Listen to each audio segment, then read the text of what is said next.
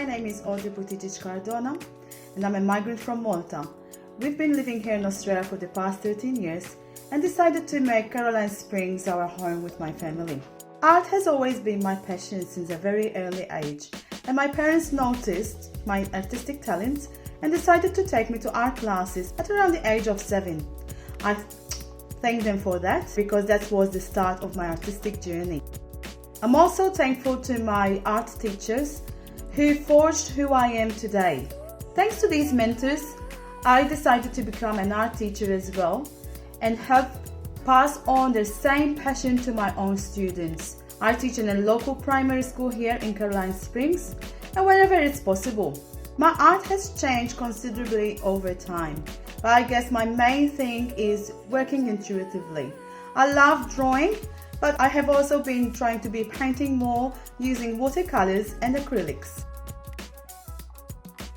Welcome to my art studio where most of the action happens.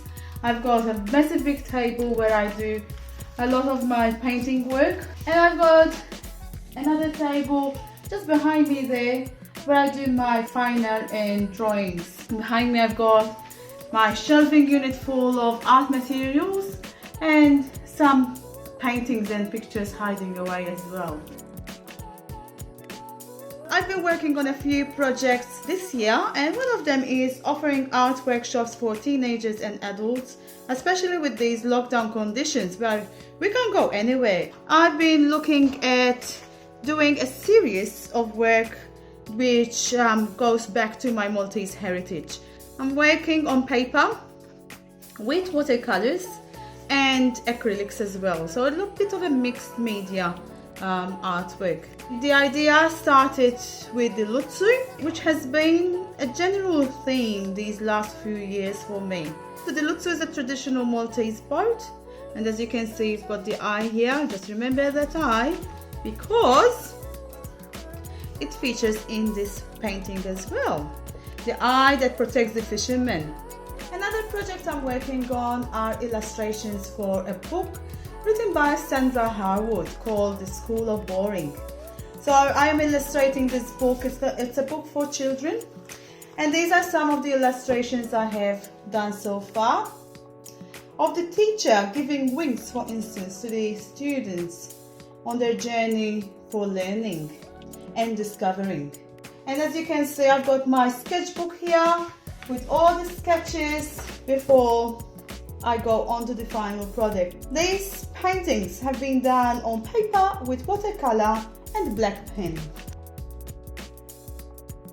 So I've taken inspiration from this photo and I came up with the sketch, as you can see, with the shape as well, and then I transferred that sketch onto here.